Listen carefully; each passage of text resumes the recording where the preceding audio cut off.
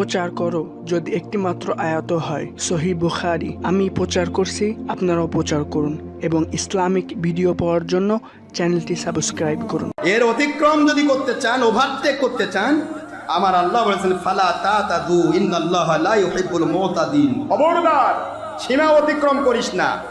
যেটা আমি দিয়েছি এটার মধ্যেই শান্তিতে থাক, এর ভিতরেই শান্তিতে থাক। এর সীমা যদি অতিক্রম করতে চাস, আমি আল্লাহ সীমা অতিক্রমকারীকে পছন্দ করি না। তুই বেঈমান হয়ে জাহান্নামে যাবি। নাউজুবিল্লাহ। তাহলে আমরা কি সীমা অতিক্রম করতে পারবো? আল্লাহ যে পরিমাণ আমাদের দিয়েছে সেই পরিমাণই যথেষ্ট মনে করতে হবে, এটাই ঈমান। আর আল্লাহর চাইতে যে ওভারটেক করতে চায় আরো দরকার। এটার কথা হলো, এ যুগে ছবি ভিডিও ছাড়া চলা যায়? এইরকম কথা। আপনার ভুল হচ্ছে, হোক না, আমি তো বলিনি আপনার ভুল হবে না, বলছি ভুল তো হবে। টু আর ইজ হিউম্যান, মানুষের ভুল হবে, কিন্তু ভুলটাকে আপনি ভুল মনে করে তোরে গোপন রাখেন। ও আল্লাহ ভুল হয়েছে, আল্লাহ আমি ছবি করছি, আল্লাহ আল্লাহ ভিডিও করেছি, আল্লাহ টিভি দেখছি, আল্লাহ ও আল্লাহ আমি পরনারীর সাথে একাকার হয়েছি, পরনারী আমাকে দেখেছে, আমি পরনারীকে দেখেছি, আমার ভিতরে নফসানিয়াত এসেছে, আল্লাহ আপনি মাফ করে দেন। আমার আল্লাহ কই গোপন থাকতেই বাতের নামের ওসিলা আমি তো মাফ করে দিচ্ছি। কিন্তু আপনি প্রকাশও করতেছেন, আবার বলতেছেন জায়েজ। আমার আল্লাহ বলে তোর মতো সাহসী পুরুষ তো আর দুনিয়াতে নাই। তুই তো বীর পুরুষ রে, শয়তানের বীর। আল্লাহ বললো হারাম আর তুই বলতেছিস জায়েজ। তুই কত বড় বীর! তোর তো পাওয়ার আল্লাহর চেয়ে উপরে তুই নিয়ে গেছিস। নাউজুবিল্লাহি মিন যালিক। বলেন বাবা, ঈমান থাকবে? খারাপ হয়ে যায়। সামনে আশুরা মিনাল মুহাররম, আগামীকাল দিনগত রাত্রিতে, মনে থাকবে? আশুরা মিনাল মুহাররম নিয়ে কিছু কথা আছে, এই কথাগুলো আমাকে বলতে হবে। তো ফার্স্ট আমি একটি ছোট্ট কথা বলি। আমি এদেরকে একটি কথাই বলতে চাই যে আমরা যে ইসলাম মানব কার জন্য? বলেন না, কার জন্য? 2 নম্বর সুবিধা কি? 2 নম্বর সুবিধা কি ইসলাম? তবে আল্লাহ যে সুবিধা দিয়েছে সেটা ইসলাম, নবীজি যে সুবিধা দিয়েছে সেটা ইসলাম। আমি শুনলাম এক মুন্সি বলতেছে এগুলা নাম নিতেও তোমার ঘৃণা লাগে, ঘৃণা। যেই ইবলিস, যাকে দেখে ইবলিসও ভয় পায়, তাকে আমি কেমনে নাম নিব? এই ধরনের মানুষ এগুলা। এ মুন্সিরা উত্তর দিয়েছে, প্রজেক্টর নিয়ে জিজ্ঞাসা করেছে। এটা প্রজেক্টর, ছোট একটা জিনিস। প্রজেক্টর মানে হলো এটা কমপ্লিটলি কাজই হয় পরপুরুষকে পরনারীর কাছে দেখানোর জন্য। মনে করেন আমি এই ওয়াজটা করছি, আপনারা সবাই ভালো করে জানেন আমি ওয়াজ করছি, আমার লাখ লাখ মুরিদ মহিলা আছে না নেই? এখনো তো বিভিন্ন জায়গাতে আপনি এই ফুলবাড়িতে যান, এই কাটনারপাড়া, বিভিন্ন বাড়ি বাড়ি মহিলারা যে এটার ওয়াজ শুনতেছে না? আবার রেডিওতে সবাই শুনতে, সারা পৃথিবী শুনতেছে, শোনার ব্যবস্থা করা হয়েছে, তারা শুনছে। কিন্তু এখান থেকে আমি এমন একটা প্রজেক্টর দিলাম যে আমি এখানে ওয়াজ করছি, এটা প্রথমে ক্যামেরা ধারণ করছে, ক্রস সার্কিট ক্যামেরা। কথাগুলি বোঝার চেষ্টা করবেন। কি সার্কিট? ক্রস সার্কিট, যেটা ইচ্ছা মতো ঘোরে, মুভি হয়, ইচ্ছা মতো নড়ে চড়ে, কোন দিক থেকে কিভাবে তুললে জিনিসটা ভালো হবে, ও নিজে অটো সিস্টেমে ঘোরে। কথা কি বুঝতে পেরেছেন? অনেক আংটি আছে, আংটি তো এরকম মুভি সিনেমা মুভি আছে, ভিডিও আছে। অনেক ঘড়ি আছে, ঘড়ি তো এরকম চশমা, এ ধরনের বোতাম, এ ধরনের অনেক কিছু এখন বের হয়েছে। এটাকে ক্লোজ সার্কিট ক্যামেরা বলা হয়। একা একা কাজ করে, অটো। কথা কি বুঝতে পেরেছেন? অটোই ঘোরে, কোন দিক কি হচ্ছে ও একা একা ঘুরে ঘুরে আপনার পুরা ভিডিওটা করবে। এই ভিডিও করতে গিয়ে হাজার হাজার, 1 ঘন্টার ওয়াজের ভিতরে, 1 ঘন্টার কথার ভিতরে হাজার হাজার লাখ লাখ কোটি কোটি আপনার স্থির চিত্র তৈরি করবে সে। কথা কি বুঝতে পেরেছেন? কি চিত্র? স্থির চিত্র সে তৈরি করবে, তার সার্কিটের ভিতরে ঢোকাবে, এরপরে সেটাকে মুভি বানাবে। কথা কি বুঝতে পেরেছেন? স্থির চিত্র যতক্ষণ না পেয়েছে ততক্ষণ মুভি তৈরি হবে না। মুভি মানে নড়াচড়া করা, মুভি মানে কি? যেটা নড়ে চড়ে, এটা স্থির চিত্রই নাই। নড়বেটা কি? বাতাস নড়বে? স্থির চিত্র আগে উঠাবে, এটাকে হাজার হাজার কপি তৈরি করবে, সেইটাকে আবার মুভি করে এটাকে ভিডিও বলা হয়। এটা চলচ্চিত্র। একটা স্থির আর একটা চলচ্চিত্র, একটা মরা ছবি আর একটা চলমান ছবি। কথা কি বুঝতে পেরেছেন? এইটা তুলে নিয়ে মহিলাদের কাছে সাবমিট করবে।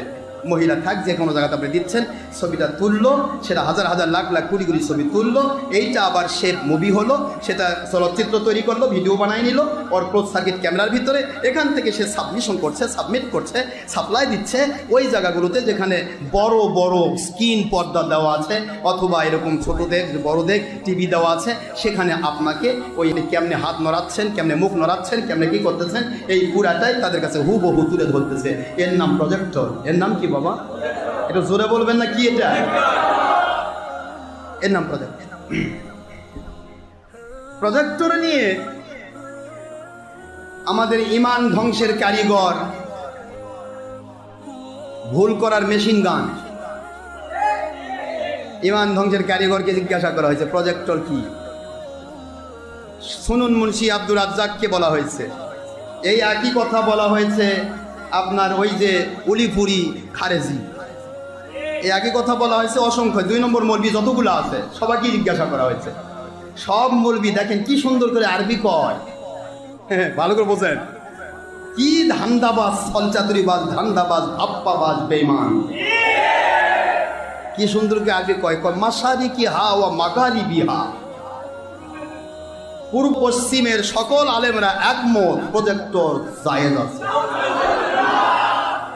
মানে পূর্ব পশ্চিমের সকল আলেম আল্লাহর চেয়েও বড়, নাউজুবিল্লাহ বলবেন না? পূর্ব পশ্চিমের সকল আলেম নবীর চেয়েও, আস্তাগফিরুল্লাহ বলেন। কি বুদ্ধি এদের, বুদ্ধির ঠিকই এক একজন মানুষকে দেখায় যে আমরা কি বুদ্ধিমান। সাধারণ মানুষ ভাবতেছে বাপ রে এত বড় হুজুর ভুল করতে পারে। আপনারা রাগ করছেন আমাদের? এই হুজুরদেরকে আমি বলছি, আপনাদের পায়ে হাত দিয়ে বলছি, একটু চিন্তা ভাবনা করবেন। আমার হুজুররা, আমার ভাইয়েরা, সারা পৃথিবীর সবাই আপনার ভক্ত হোক, আমি ভালো করে জানি যে যত 2 নম্বর সুবিধা দিতে পারে তার ভক্ত তত বেশি, ঠিক না? বর্তমানে একজন ডাক্তার বের হয়েছে, ডাক্তার জাহাঙ্গীর কবির। জাহাঙ্গীর কবির সাহেব তিনি মানুষের পুরাতন সিস্টেমগুলোকে চালু করতেছেন, যে আমরা সেই পূর্বে সরিষার তেল দিয়ে ভাত খাইতাম, সরিষার তেল দিয়ে খাইতাম, রোগ ব্যাধি হতো না, এখন সোয়াবিন টোয়াবিন বিভিন্ন কিছু সে রোগ হচ্ছে। কথা কি বুঝতে পেরেছেন? নিউ যাবতীয় নিউ কাজগুলি যেগুলো সব ফর্মুলাকে সে জাহাঙ্গীর সাহেব, ডাক্তার জাহাঙ্গীর সাহেব এটা প্রমাণ করেছে যে এগুলি নিউ ফর্মুলাগুলাই পাশ্চাত্যের ঢেলে দেওয়া যাবতীয় মানুষকে নষ্ট করা ফর্মুলা। এই ফর্মুলাগুলো দিয়ে মানুষকে ডায়াবেটিস রোগীতে ভোগানো হচ্ছে, বিভিন্ন রোগে। আমি ডাক্তারি থিওরির কথা বলতে যাব না, তবে এই একজন ব্যক্তি এই থিওরিটা, পুরাতন থিওরিগুলো নিয়ে আসলো এবং তার এই সমস্ত ডাকে সাড়া দিতে গিয়ে লাখ লাখ ডায়াবেটিস রোগী, লাখ লাখ হৃদরোগ রোগী, লাখ লাখ মানুষেরা তারা বিনা চিকিৎসায়, এবং মেদভুরি মানুষেরা, চর্বিযুক্ত মানুষেরা বিনা চিকিৎসায় তার এই সিস্টেম, পূর্ববর্তী সেই সিস্টেম রক্ষা করতে গিয়ে দেখাচ্ছে এই মানুষগুলি, এক একজন মানুষ 100 কেজি ছিল, সে 20 কেজি কমায় ফেলছে নিজেকে, মেদভুরি কমে যাচ্ছে, চর্বি কমে যাচ্ছে, তারপরে সে ডায়াবেটিস থেকে মুক্ত হয়ে যাচ্ছে, হার্ট রোগ থেকে মুক্ত হয়ে যাচ্ছে। এই সিস্টেমটা দেখে বাদবাকি যেগুলা ধান্দাবাজ, মানে ডাক্তারের নামে কষায়, তারা আবার তার বিরোধিতা করতেছে। কথা কম না কেন? যে এই লোক যদি এইভাবে মানুষকে ইয়া করে, তাহলে আমাদের চেম্বার চলবে, অপারেশন করবো কাকে? গলবালার রোগী থাকলো না, গলবালার অপারেশন করবো কি করে? আরে কথা বলেন না কেন? ডায়াবেটিস রোগী থাকলো না, ইনসুলিন বিক্রি করবো কার কাছে?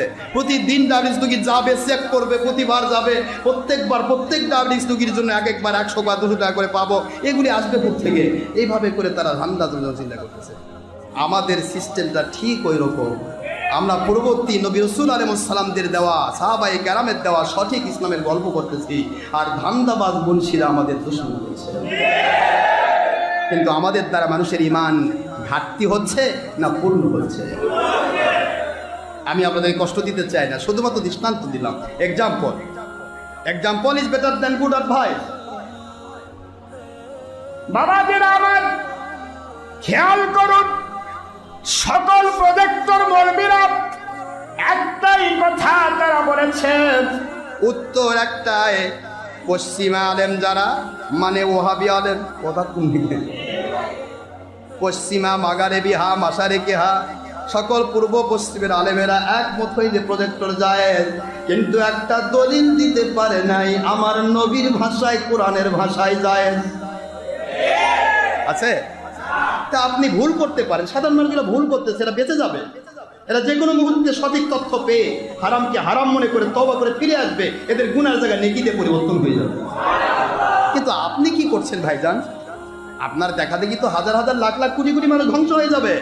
যেই মানুষগুলি হারাম জানতো তারা হালাল মনে করলো, আর হারামকে হালাল মনে করা মানেই তো বুঝতে পারতেছেন এক কথায় সূরা নিসার আপনার 65 নম্বর আয়াত, সূরাতুল আহজাবের 36 নম্বর আয়াত, অসংখ্য সহিহ হাদিস, বুখারী, মুসলিম, তিরমিজি, ইবনে মাজাহ, আবু দাউদ, নাসাই, সিয়াজত, তার সকল হাদিস একই কথাই বলেছে, হারামকে হালাল বললে সে কাফের।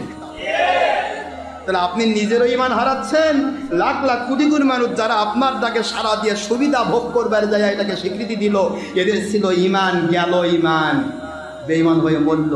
মুশকিল হলো খবর, মরল ওই বেঈমান হয়, অসুবিধা নাই, কিন্তু ওর বউ যে তালাক হয়ে গেল, ওই অবস্থায় ওর যতগুলো সন্তান হলো সবকটাই তো অবৈধ হলো। পৃথিবী এখন অবৈধ সন্তানের কারখানা তৈরি করতেছে। বাতিল 72 ফেরকার বেঈমান, বাতিল 72 ফেরকার বেঈমান মুন্সিরা, এরা অবৈধ সন্তানের কারখানা বানাতে চায়।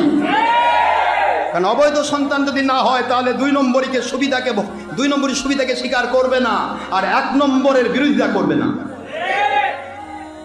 এটা হলো ইহুদি নাসারার চাল, প্রটোকল।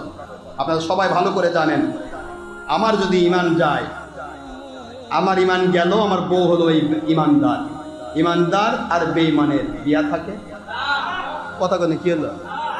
তাহলে কি হলো? বিবাহ বাতিল হয়ে গেল, অথচ জানলই না সে। আলটিমেটলি তার দ্বারা 50টা সন্তান হলো।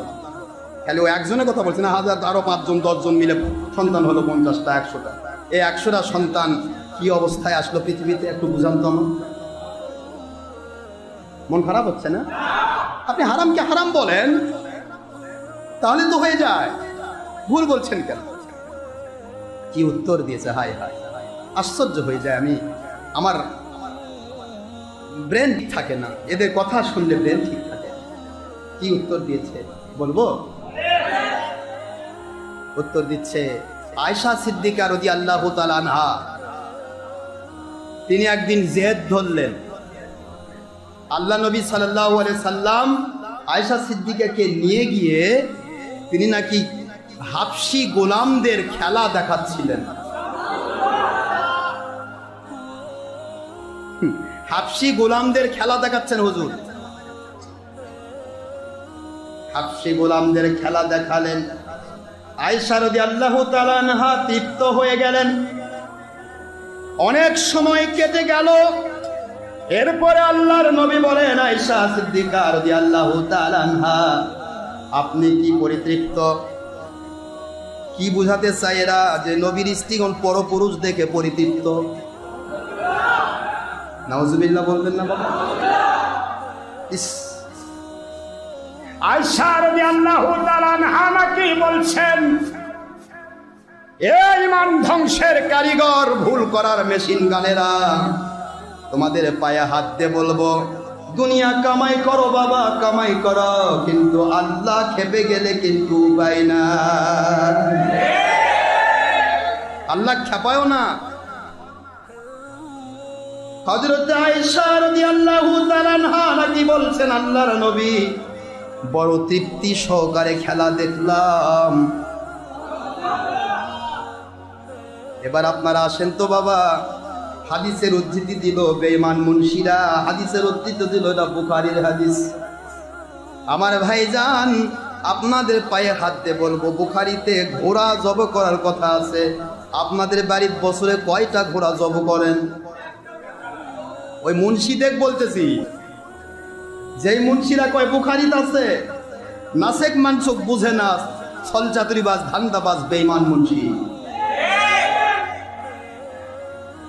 বুখারীর হাদিসে আছে, বুখারী শরীফে হাদিসে রয়েছে, ডাস্টবিনে দাঁড়িয়ে দাঁড়িয়ে পেশাব করা জায়েজ মাজুরি হালতে। ও 2 নম্বর মুন্সি ভাইরা, একটু ভিডিও করে দেখাও, বুখারীর হাদিস পালন করতেছি, ডাস্টবিনে দাঁড়িয়ে পেশাব করতেছি। কথা কোনো কি হলো? বুখারী শরীফে হাদিস,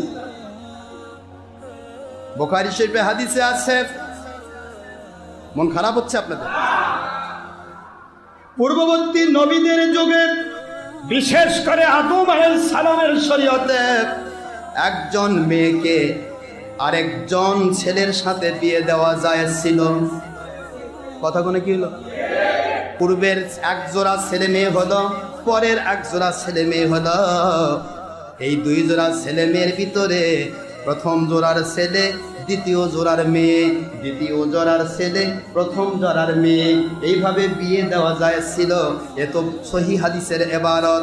এবার 2 নম্বর মুন্সিরা, তোমাদের পায়ে হাত দিয়ে বলতেছি, বুখারী মুসলিম সহি হাদিস মালুম করতে গিয়ে তোমরা একটু তোমার নিজের বোনকে বিয়ে করে দেখা।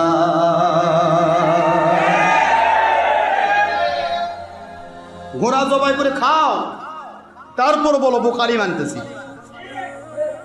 বাবাজিরা আমার, আয়েশা সিদ্দিকা রাদিয়াল্লাহু তাআলা আনহা ছিলেন ছোট্ট বয়সী মানুষ। যখন তার উপর শরীয়ত আসে নাই, একটা মানুষের উপর শরীয়ত আছে 10 বছর বয়সে। আমার আম্মা জানের বয়স যখন 6 বছর, তখন নবীর সাথে তার বিয়ে হয়েছে। 9 বছর বয়সে ঘরে উঠিয়েছেন। শরীয়ত আসার আরো 1 বছর বাকি রইল। কথা কোয়ান্টি কি হলো? শরীয়ত চালু হয় কখন থেকে? 10 বছর পরে শরীয়ত আসে। 9 বছরের মেয়েকে আল্লাহর হাবিব ঘরে উঠালেন। যেই হাদিসটা তোমরা বুখারী দিয়ে বোঝাচ্ছ, এটা ওই পরবর্তী 9 বছর থেকে 10 বছর পর্যন্ত মাঝখানের 1টি বছরে হযরতে আয়েশা সিদ্দিকার শরীয়ত আসার পূর্ব মুহূর্তে। শরীয়ত আসার পূর্ব মুহূর্তে যদি কেউ গুনাহ করে, গুনাহ। তারপরেও এই হাদিসগুলি মানসুখ, এর হাদিসের হুকুমগুলো কি? মানসুখ, রহিত। আপনারা বলেন, তোমাকে জিজ্ঞাসা করেন, একই নবী সাল্লাল্লাহু আলাইহি ওয়াসাল্লাম বললেন, বুখারী মুসলিমের হাদিস, হুজুর বললেন কুল্লু মুসাউবিন ফিন্নার, যারা ছবি মূর্তির সাথে লেগে থাকে তারা জাহান্নামী। নবী বললেন ছবি মূর্তির সাথে লেগে থাকে মানুষ জাহান্নামী। আর নবীজি পাক সাল্লাল্লাহু আলাইহি ওয়াসাল্লাম তিনি বললেন বয়ুস্তুলি কাসরিল মাজামিরি ওয়াল আসনাম, আমি পৃথিবীতে নাজিল হয়েছি গান বাজনা ছবি মূর্তি ধ্বংস করার জন্য। সুবহানাল্লাহ বলবেন না? নবীজি পাক সাল্লাল্লাহু আলাইহি সাল্লাম ওই বুখারী মুসলিমে হাদিস দিয়ে বুঝালেন, আব্দুল্লাহ ইবনে উম্মে মাকতুম রাদিয়াল্লাহু তাআলা আনহু অন্ধ সাহাবী যখন আসতেছেন, আম্মা জানদেরকে বলেন উদখুলু ফি বুয়ুতিকুন্না, আপনারা ঘরে ভিতরে ঢুকে পড়ুন। কেন হুজুর? ওই যে উম্মে মাকতুম, আব্দুল্লাহ ইবনে উম্মে মাকতুম অন্ধ সাহাবী আসতেছেন, আপনারা তার থেকে নিজেদের পর্দা করুন। হুজুর সাল্লাল্লাহু আলাইহি সাল্লামকে সাফ ফেরে রহমতের স্ত্রীগণ, আমাদের আম্মাজানগণ আমাদেরকে শিখানোর জন্য, শরীয়তকে শিখিয়ে দেওয়ার উদ্দেশ্যে বললেন, ইয়া রাসূলুল্লাহ সাল্লাল্লাহু আলাইহি সাল্লাম, উনি তো অন্ধ, উনি তো আমাদের দেখতে পাবেন না, তাও কি আমাদেরকে পর্দা করতে হবে?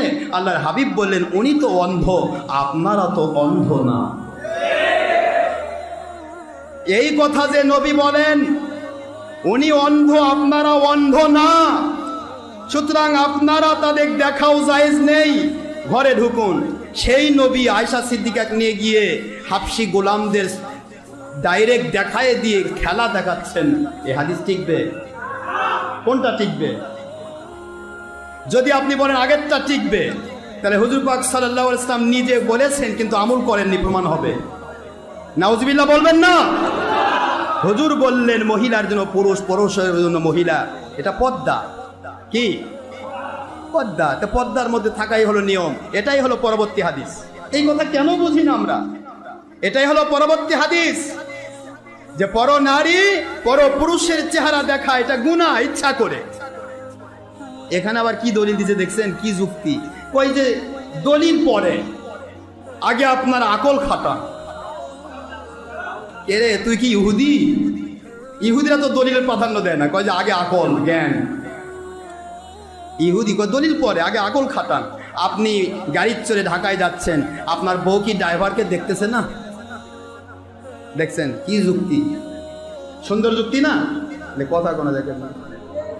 গাড়ি চড়ে ঢাকায় নিয়ে যাচ্ছে আপনার বউকে, নিশ্চয়ই কোনো কাজে মাজুরি হালত, নাকি আপনি ইচ্ছা মতো যাচ্ছেন?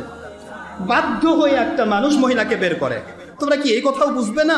আমার আল্লাহর আদেশ অকরনা ফি বুয়ুতি কুন্না, মহিলারা ঘরে অবস্থান করো, বাইরে বের হয়েও না। সূরাতুল আহজাবের এই 33 নম্বর আয়াত তোমরা অস্বীকার করবে?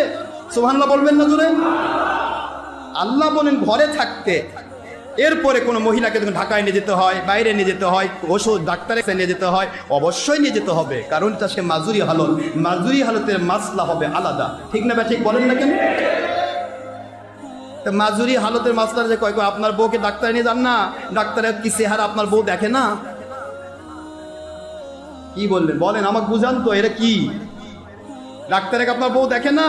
আপনি যাচ্ছেন, বউ তো পর্দা করে আছে, কিন্তু হেল্পার দেখতেছে, ড্রাইভার দেখতেছে, ড্রাইভারের চেহারা দেখতেছে, বাইরে যাতে হাজার হাজার পুরুষ তার চোখে পড়তেছে। আবার আরেক মুন্সি নামাজাবি শুনুন, মুন্সি সামসে এক মুন্সি বলছে, কয় যে আপনারা শুধু এইটুকুই দেখেন যে মহিলা প্রজেক্টর দেখে পরপুরুষে বড় হুজুরদের চেহারা দেখতে পারবে না, তাহলে মহিলারা যে চার সাইডে পুরুষদেরকে দেখতেছে এই ব্যাপারে ফতোয়া দেন না কেন?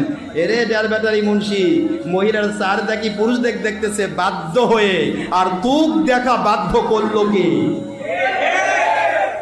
তোর মতো 2 নম্বর মুন্সিকে দেখা বাধ্য করলো কে? শয়তান বাধ্য করেছে। কথা বলছে না? কে বাধ্য করে? নফসের গোলাম, নফস বাধ্য করেছে।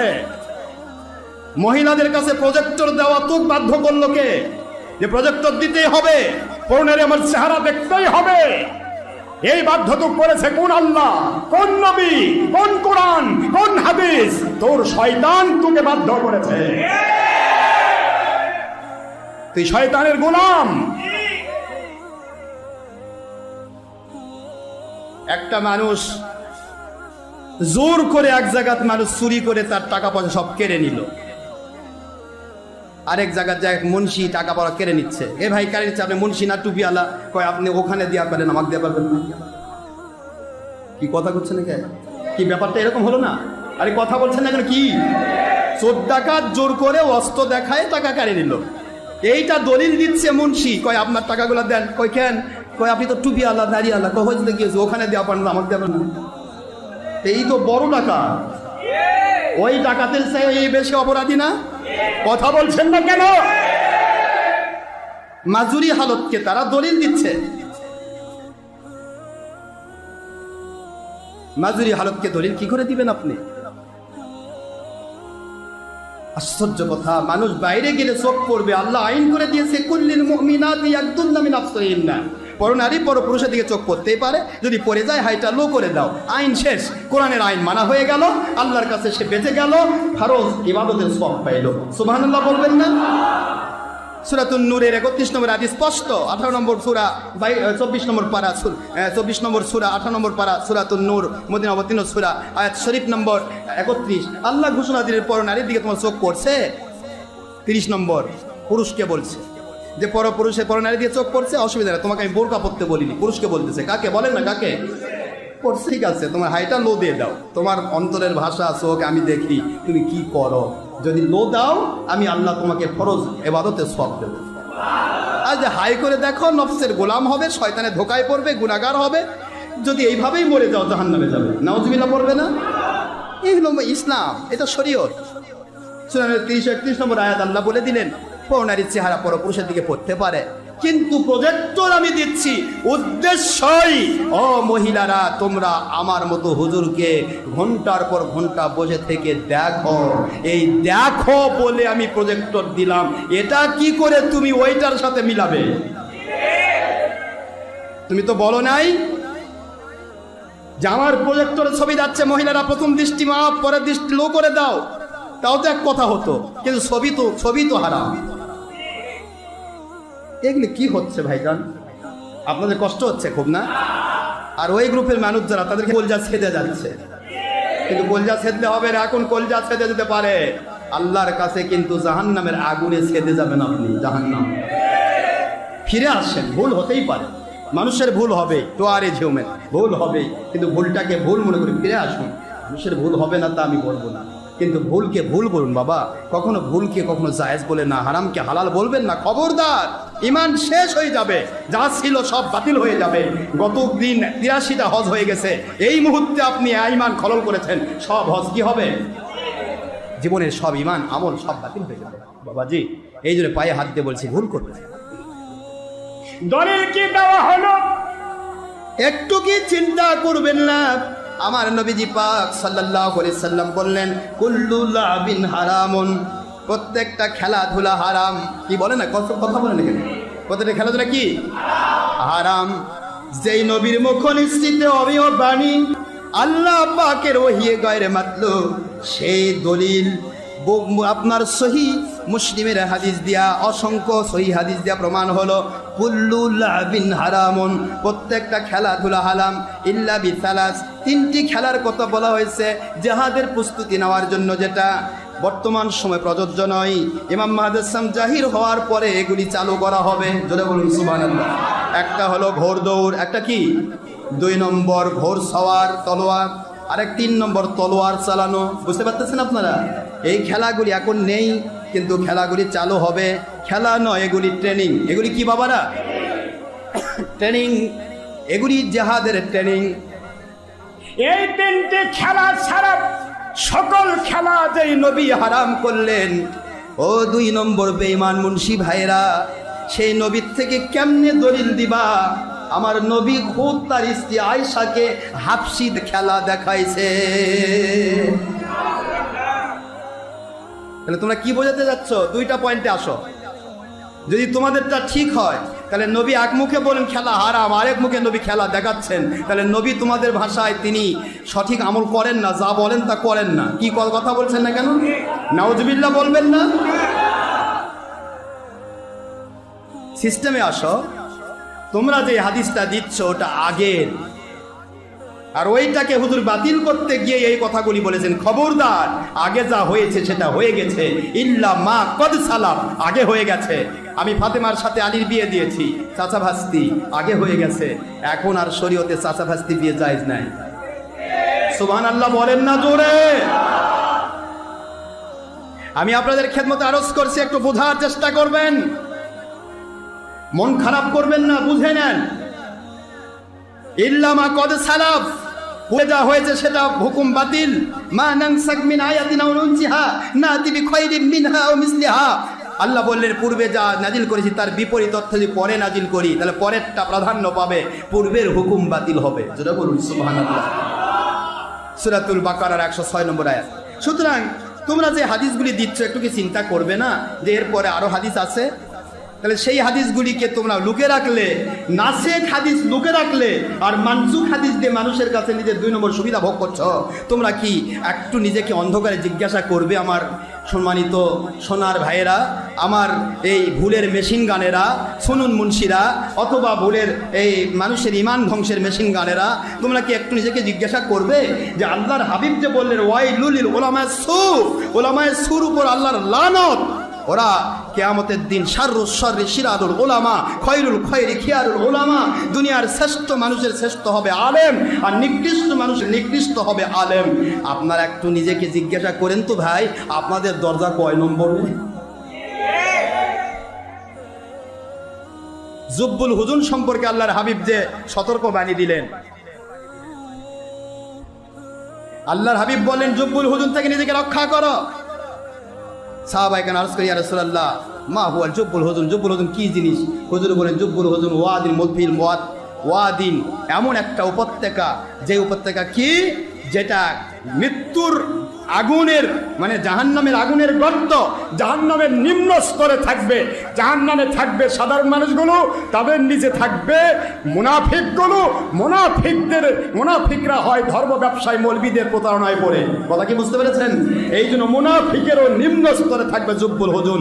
ওদের রক্ত পুঁজ, কাফের মুশরিকের রক্ত পুঁজ গড়ে গড়ে যেই 2 পাহাড়ের উপত্যকাতে ধরে ধরে পড়ে যাবে, ওই জাহান্নামের অংশটা হবে, এটা হবে জুব্বুল হুজুন, যেটার থেকে যেই লানতগ্রস্ত অভিশপ্ত আগুন থেকে জাহান্নামের আগুনও প্রতিদিন 400 বার আল্লাহর কাছে পানা চাই। আয় আল্লাহ ওই জুব্বুল হুজুরের আগুন থেকে, অভিশপ্ত আগুন থেকে আমাদেরকে রক্ষা করেন। জোরে বলুন সুবহানাল্লাহ। এই জুব্বুল হুজুরে কে থাকবে? হুজুরকে জিজ্ঞাসা করা হলো, হুজুর এক কথায় উত্তর দিলেন, যারা আমার ইসলামকে দুনিয়ার স্বার্থে বিক্রি করে দেয়। ওলামায়ে সুফ খাবে শুধু পেশাব পায়খানা আর বলবো না। আপনারা একটু চিন্তা করবেন, ইসলামকে উল্টা পাল্টা করে সাধারণ মানুষের ইমান ধ্বংস করে দেওয়ার কারসাজি যারা করছে, এদেরকে আপনি নিজেও জিজ্ঞাসা করবেন অন্তরের মধ্যে, এরা কয় নম্বর, কোন তবকায় এরা আছে। এরা যুক্তি দেয়, কয় যে আগে আকল খাটান, আগে আকেল, দলিল পরে। আল্লাহ বলতেছেন কুল হাতু বুরহানাকুম ইন কুনতুম সাদিকিন, যদি সত্যবাদী হও দলিল পেশ করো। একটু সুবহানাল্লাহ বলবেন না? সূরাতুল বাকারা 111, সূরাতুন নমল, কত আয়াত আল্লাহ বললেন। আল্লাহ বলতেছেন দলিল দাও, আর আপনাদের 2 নম্বর মেশিন গান, ভুলের মেশিন গান, ইমান ধ্বংসের মেশিন গান বলতেছে দলিল পরে, আগে আকেল খাটান। আপনার বউ কি ড্রাইভারকে দেখে না? তুই তোর বউকে বলতে পারিস যে আপনি যাওয়ার সময় একটু ড্রাইভারকে ভালো করে দেখবেন চেহারা কিরকম। কিন্তু আমরা তো যখন স্ত্রীকে নিয়ে যাই, তখন আমাদের নিজের প্রাইভেট কারেও ড্রাইভারের থেকে স্ত্রীকে আলাদা করার জন্য প্রাইভেট কারেও পর্দার সিস্টেম থাকে। তুই 2 নম্বর মুন্সি, তোর এগুলা ধান্দা থাকতেই পারে, কিন্তু আমাদের আহালিয়া তো কোনো পরপুরুষ দেখতে ইচ্ছুক নয়। কত বড় স্পর্ধা এদের, ওই ড্রাইভারকে দেখে না, ডাক্তারকে দেখে না। জিহাদের ময়দানে নাকি মেয়েরা ট্রেজার বহন করত, দেখেন উত্তরগুলা দেখেন। জিহাদের ময়দানে মেয়েরা ট্রেজার বহন করত, ট্রেজারে রোগীদেরকে নিয়ে আসতো, রোগীদেরকে তারা নার্সিং করত। কি সুন্দর গল্প। কিন্তু রোগীদের নার্সিং করত কাকে? তোর বউ আরেকজনের স্বামীকে। কথা কোনো দেখেন না কেরে, জিহাদের ময়দানে প্রাথমিক পর্যায়ে, তবুই এই কথাগুলি প্রাথমিক পর্যায়ের জিহাদ, যখন পর্দার আয়াত নাজিল হয়নি। কথা কি বুঝতে পেরেছেন? অকর্ণা ফি বুয়ুতিকুন্না নাজিল হয়নি, তারপরে কুল্লিল মুমিনাতি ইয়াগদুদনা মিন আবসারিহুন্না হিন্না নাজিল হয়নি। এই আয়াতগুলি নাজিল হওয়ার আগে যে জিহাদগুলি হয়ে গেছে, সেই জিহাদগুলিতে মহিলাগুলোকে নেওয়া হতো। কিন্তু যার তাবুতে সে, বসিরউদ্দির তাবি বসিরউদ্দির বউ, করিমউদ্দির তাবু করিমউদ্দির বউ, সলিমউদ্দির তাবু সলিমউদ্দির বউ। করিমউদ্দির বিপদে পড়েছে, আহত হয়েছে, করিমউদ্দির বউ করিমউদ্দির সেবা করবে। আরে কথা বলছেন না কেন? আর 1.5 নম্বর মুন্সি কি কইলো, কইতে সারে মহিলারা আহত সৈন্যদেরকে সেবা করত, নার্সিং করত। তখন কি মহিলারা চোখের মধ্যে কি রুমাল বাঁধে সেবা করত? কি গল্প। 1 নম্বর কথাটা, এটা হলো পর্দার আয়াত নাজিলের পূর্বের কথা।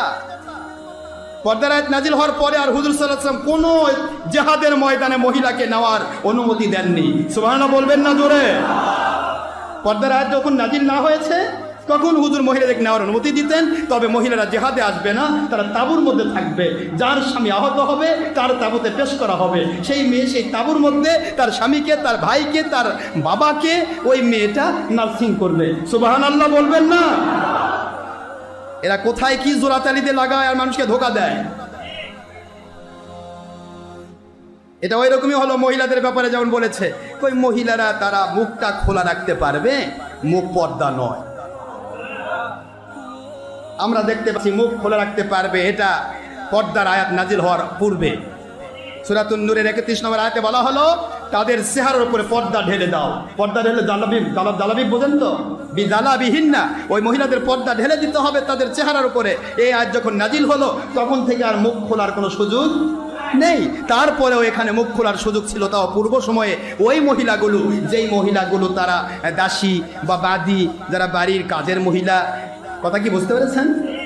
এদেরকে চেনার জন্য, এই মহিলাদেরকে চেনার জন্য খুলে দেওয়া হয়েছে, সে মুখটা খোলা থাকবে, হাতটা খোলা থাকবে, বোঝা যাবে এরা বাড়ির কাজের মহিলা।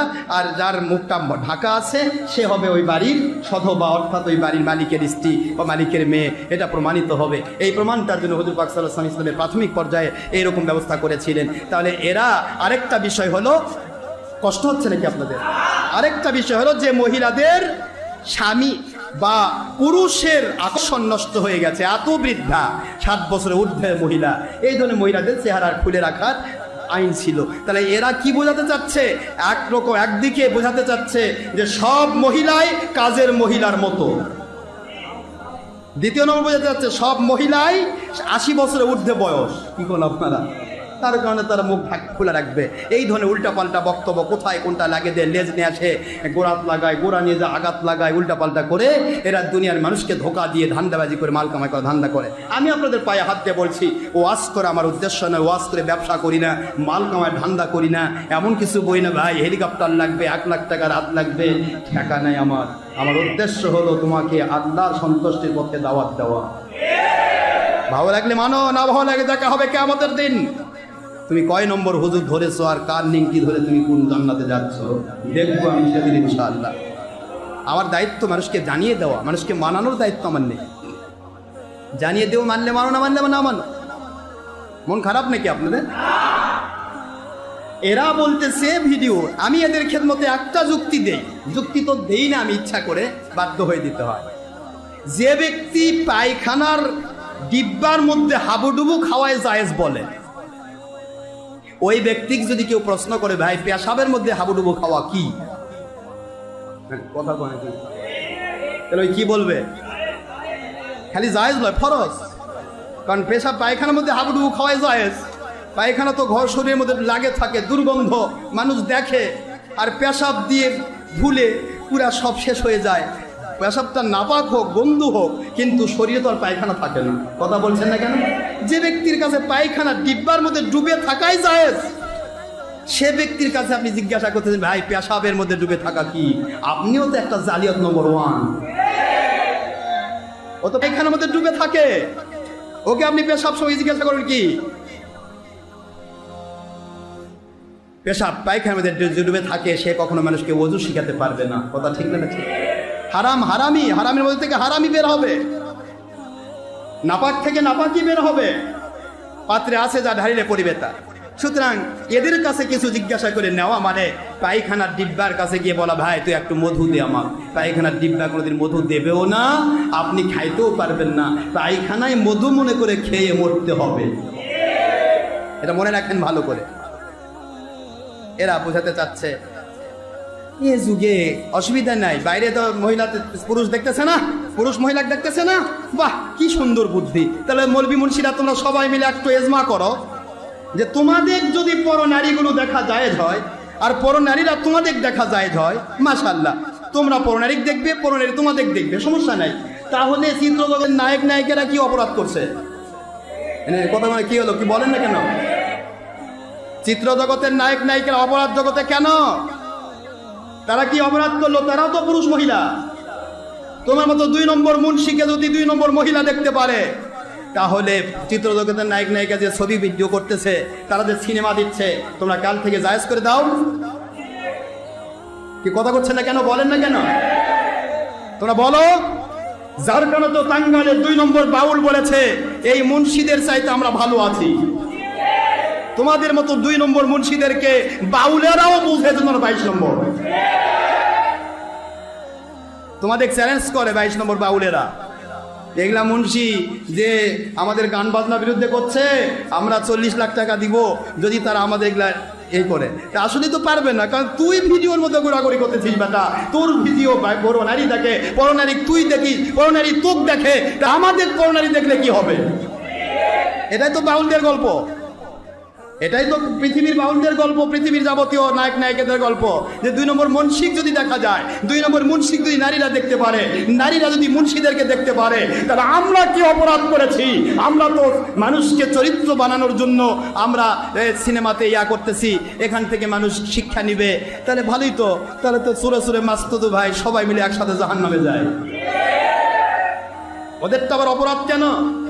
একই বুখারীর হাদিস, বইস্তুরি কাসরিল মাজামিনি ওয়াল আসনাম, বুখারী শরীফে 2য় খণ্ড 880 পৃষ্ঠা, মুসলিম শরীফে 1ম খণ্ড 820 পৃষ্ঠা, ফাইজুল বারী, ফাতুল বারী, উমদাতুল বারী, ইরশাদুস সালী, তাইসুর বারী, মুজাহিদ হক, সুদ্দারিমি, দারিকুদ্দি, কিতাবুল আতহার ও গায়রা যালিকা খামসুনা কিতাবান সহিহা, 1 নয় 2 নয়, 1 নয় 2 নয়, তিরমিজি, ইবনে মাজাহ, আবু দাউদ, নাসাঈ, মুসলিম, 76 সকল হাদিস, সকল সারা গ্রন্থ, ইবনু খুজাইমা, ফেরদাউসুদ দালামি, ইমাম, তারপরে আপনার ইবনু খুজাইমা, মুয়াত্তায়ে মালিক, মুয়াত্তায়ে মুহাম্মদ, মুসনাদ আহমদ বিন হাম্বল, মুসনাদ আবু হানিফা। আপনি যত হাদিসের কিতাব খুলবেন একটাই গল্প এসেছে, বুইস্তুলি কাসরিল মাজামিরি ওয়াল আসনাম, আমি পৃথিবীতে নাজিল হয়েছি ছবি, মূর্তি আর গান বাজনা ধ্বংস করার জন্য। তাহলে তোমাদের জন্য ছবি একই হাদিস, তাহলে ছবি মূর্তি তোমাদের জন্য চলবে, তাহলে ওই হাদিসের গান বাজনা আবার চলবে না কেন? তাহলে চিত্রজগতের গান বাজনা নাচ যত আছে সব তোমাদের জন্য যায়। নাউজুবিল্লাহ বলুন। এই ডের ব্যাটারি মুন্সিরা লাস্টে গিয়ে দেখবেন যে ইসলামের কিছুই থাকবে না, সব এরা হারামকে এরা হালাল করে দিয়ে বলবে সব চলবে।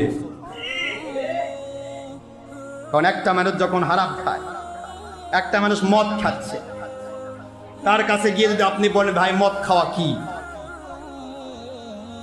ওই মুন্সি বলবে এই মুহূর্তে যদি আমি কই মদ খাওয়া হারাম, তাহলে আমি হারামি হয়ে যাই, আমাকে তোর কেউ মানবে না। তখন ওই বলবে ভাই এটা ইসলামী মদ। সাধারণ মানুষটা বুঝলো বাপরে মদ তো হারাম, কিন্তু এটা ইসলামী মদ, এটা হারাম না, এটা খাওয়া ফরজ। মানে ইসলাম মানা কি, মানে কথা মানে কি, ইসলাম মানা কি, ইসলাম মানা মুসলমানের জন্য কি, মানে ইসলামী মদ হলো এটা ফরজ মদ, আর সাধারণ মানুষ যেটা খায় সেটা হারাম মদ। নাউজুবিল্লাহ বলবেন না? ইসলামী টিভি বললে সেটা ফরজ টিভি, নাউজুবিল্লাহ বলেন। আর সাধারণ মানুষ বা নায়ক নায়িকা গায়ক গায়কের যে টিভি, এটা হারাম টিভি। কওমি টিভি, টিভি যদি কওমি হয় তাহলে ওটা ইসলামী টিভি হয়ে যায়, কিন্তু কওমি জেনা, কওমি ব্যবচার, কওমি চুরি ডাকাতি, চরমনাই টিভি, চরমনাই চুরি ডাকাতি যদি হয়, তাহলে সাধারণ চুরি ডাকাতি আর ও চুরি ডাকাতির মধ্যে হাজার পার্থক্য। কারণ সাধারণ চুরি হারাম আর ওদের চুরি ফরজ। আস্তাগফিরুল্লাহ বলবেন না? হারামকে যে হালাল বলে সেই কাফের হয়, আর হারামকে যে ফরজ বলে তার পজিশন যে কত উঠবে একটু বিচার করে দেখবে। সত্য কথা ডক্টর আশরাফ সিদ্দিকী বলে, যার কারণে মেজাজ খারাপ, এই লোকটাকে কাম নেই তো খালি এক কথা বারবার করে। বাড়িতে আগুন লাগে দিছে প্রতিদিন, আপনি প্রতিদিন কি করবেন? পানি ঢালবেন না পেট্রোল ঢালবেন? গতকালকে আগুন লাগে দিয়েছিল, পানি ঢালছি, তার আগের দিন আগুন লাগে দিয়েছিল, পানি ঢালছে, আজকেও আগুন লাগে দিয়েছে, পানি নিয়ে যাচ্ছি। আমি কাছে লোকটার কাম নাই, খালি পানি ঢালে, আজকে পেট্রোল ঢালবো, কি কোন আপনারা? যতবার আগুন লাগাবে পেট্রোল ঢাললে চলবে না, পানি ঢালতে হবে। এ বাতিল 72 ফেরকা যত যত যত রকমের চুলকানি, তত রকমের মলম যাবে সবখানি। চুলকানি নাই, মলমের দরকার নাই, ভাইরাস নাই, অ্যান্টিভাইরাসের দরকার নাই। কথা কি বুঝতে পেরেছেন? ব্যাকটেরিয়া নাই, অ্যান্টিব্যাকটেরিয়ার দরকার নাই, ব্যাকটেরিয়া নাই, অ্যান্টিবায়োটিকের দরকার নাই। কথা কি বোঝা যায়?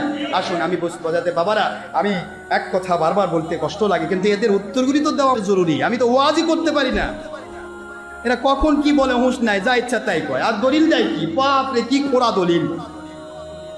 বুখারী শরীফে হাদিস আছে, আল্লাহর নবী আয়েশাক বলে খেলা দেখাইছে। যে নবী নিজের মুখে বললেন খেলা হারাম, সে নবী খেলা দেখাচ্ছে। যে নবী নিজের মুখে বললেন মহিলারা তোমরা পর্দা করো, আমার স্ত্রীরা ওই কানা অন্ধ সাহাবীর থেকেও পর্দা করো, সেই নবী তার নিজের যুবতী স্ত্রীকে নিয়ে যায় খেলা দেখাচ্ছে, হাফসি গোলামগীরকে দেখাচ্ছে। নাউজুবিল্লাহ বলবেন না? এগুলা কোন দলিল কোথায় ঢুকাচ্ছ? যেটা ঢোকার কথা নয় মটকির মধ্যে, সেটা তোমরা খুঁটির মধ্যে ঢুকাবা, বাটির মধ্যে। বিশাল বড় মটকার মধ্যেই ঢুকতেছে না, আর তুমি বাটির মধ্যে ঢুকাবা? আশ্চর্য।